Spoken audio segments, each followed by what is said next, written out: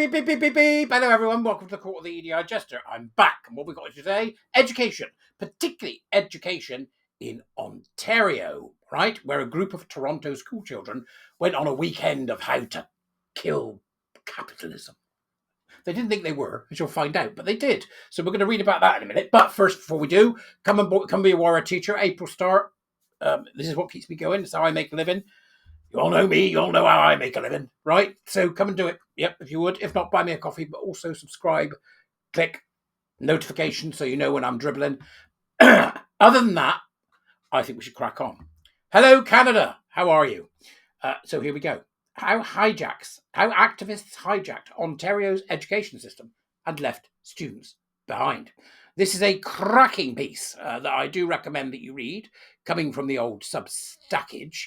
And it's by a person called Melanie Bennett, and it was February 26th, so recent, worth a gander, because it tells us an awful lot about what is about to happen to our education system in this country if we don't keep an eye on these pernicious horror shows that currently run the place. So, in September 2024, a group of Toronto school children was sent on what was supposed to be an educational field trip to learn about water contamination in Grassy Narrows.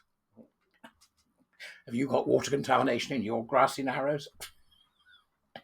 An Indigenous community long plagued by industrial pollution. This is the Grassy Narrows place, yep.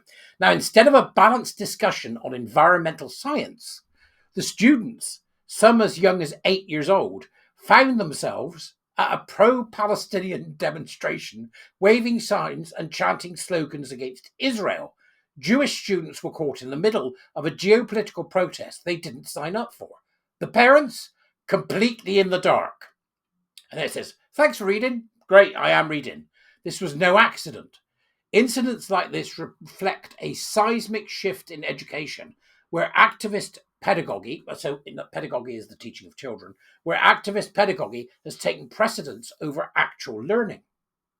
Warrior teachers know this well if they've been on the program long enough. It's something we discuss and comes up again and again in reference to what's causing the problems in our society when it comes to free speech and woke. So in Ontario's classrooms, teachers are no longer just instructors.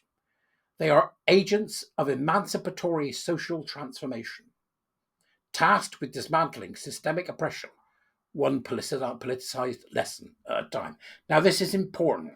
It's particularly important for parents because this is what's going to happen in Britain. Mark my words. Ontario's education system is undergoing a radical paradigm shift where evidence-based instruction is ignored in favour of ideologically driven policies. The result? Declining literacy rates. I can't believe I muddle those words. Declining literacy rates. Suppressed academic rigour. Ooh. And a generation of students more equipped to parrot political slogans than to master essential skills. The shift from teaching core skills to embedding political ideology is not an accident, it is by design. For decades, radical scholars have worked to reshape education, moving it away from imparting knowledge toward a tool for social change. Thinkers like Michael Apple, Paulo Freire, and Henry Giroux saw education as a means of challenging capitalism, Western traditions, and so-called dominant ideologies. So get your head around that, right? So this bunch of loons who've obviously got a problem with capitalism, which has got us to where we are and given us so much, by the way. People are like, down with capitalism. Why don't you want to do capitalism? You know, accruing capital is not a bad idea, eh? Is it? It's not, is it? I think they get it confused with corporatism, which is further left than you would believe, by the way. Once it becomes a certain size, it turns into its own mini little state. You got to watch corporatism. Western traditions, capitalism, Western traditions, so-called dominant ideologies. So, in other words, Western traditions are bad. These are the dominant ideologies, which in the world of these ridiculous men is something to be destroyed. Now, bearing in mind, Paulo Freire was writing this type of thinking at the time when he lived under a brutal regime in Israel.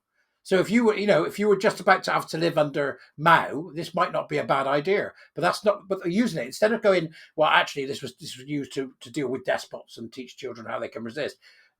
during a time of terrible oppression, they're going, I tell you what, let's just transfer this to Luton. Just, it's utterly, these teachers are deranged, but they've been taught this by the universities and the steaming pile of shite academics and educational teaching. Mark my words, it's coming. In his influential book, Pedagogy of the Oppressed, Paulo Freire rejected the idea that teachers should simply impart knowledge. Instead, he saw education as a revolutionary act, one where students were trained to see the world politically and to challenge the oppression of the hegemony, which is the overarching sort of structure of belief and control. His followers, particularly Henry Giroux, expanded on these ideas, arguing that teachers must become transformative intellectuals. You can see why this appeals to the nutters in unis, can't you? These self-appointed liberal elite. You can see why it appeals to them. I am a transformative intellectual, he said, as he quaffed his Chablis and ate his cheese board. Actively fighting against capitalism, patriarchy, and white supremacy. Yes, that's what I do. And where'd you do that from? The comfort of a really large office with leather-bound furniture in the centre of Cambridge. That's what they're doing. I laugh, but I tell you now, parents, you need to get your head around this. I did a letter the other day on a YouTube. Go and watch the YouTube about it and download the pack I've done for you, just so you can cause trouble. They're going to disrupt. That's what they do, right? This is children as activists. They're going to disrupt. You've got to do the same. This might sound like abstract academic theory, but these ideas didn't stay in the faculty lounge. They seeped into teacher training programs, curriculum development, and school board policies across Canada, as they would in the UK. Mark my words. By the early 2000s, critical pedagogy and anti-oppressive education were no longer fringe ideas. They had become mainstream. Schools moved away from direct instructions and towards teaching students to critically engage with power structures. And they don't mean critical thinking. They mean critically as in, don't you look awful in that dress? That kind of critical, you know? He's got a fat arse, hasn't he? It's not critically thinking as in, what does that mean? It's critical as in, look at the nose on him. To critically engage with power structures, which in practice meant teaching to see everyday lessons through an activist lens. Nowhere is this transformation more evident than in Ontario's literacy crisis. So here, Melanie is saying that Ontario has a particular literary crisis going on. The right to read and the system that won't teach it is the next title. In 2022, excuse me, in 2022, the Ontario Human Rights Commission published its Right to Read report, a devastating indictment of how the province's education system failed a generation of students. The report found that Ontario's whole language and balanced literacy methods, which encourage children to discover words rather than be explicitly taught phonics and decoding skills, were actively harming students, particularly those with learning disabilities and from marginalised backgrounds. You know, this is, you know what this stinks of? I'm going to leave it there because you can go and read Melanie's piece. It's well worth a read. I'll put the links in the dooberies. But you know what that is, don't you? That really what that encapsulates there is the nonsense of all learning is child-centered and all learning is in the learner. Really? Is it? Okay, right. They're 10, you know, or they've got learning difficulties, or for that matter, they're 13, right? And they don't know bugger all yet because we haven't taught them anything. All learning is in the learner. Oh, the child's well-being. What a bunch of lily-livered nonsense. But that's what it is. That's exactly what it is. So they have to discover words. So what's today's words we're discovering, miss? Oh, today we're discovering the word communism and why it's a good thing, because capitalism's a bad thing. Capitalism's a bad thing because they're using the teaching of Freire. Gosh, if capitalism is a bad thing, communism must be a good thing, let alone the fact it killed 30 million. But that won't matter to your 8-year-old, will it? Because by the time they've taught your 8-year-old this, that 8-year-old's really indoctrinated to the point of insanity. You've got to keep your eyeballs open. Listen, parents, you better arm up. You better arm up because you're the weapon against this. You need to arm up. Please do go and look at the video that I've done about this and make sure you've got the information you need to ensure that you understand what's going to happen in your schools in Britain, because they are bringing this and they are going to bring it with a vengeance. Mark my words. Other than that, just come be a word teacher. It'll help you.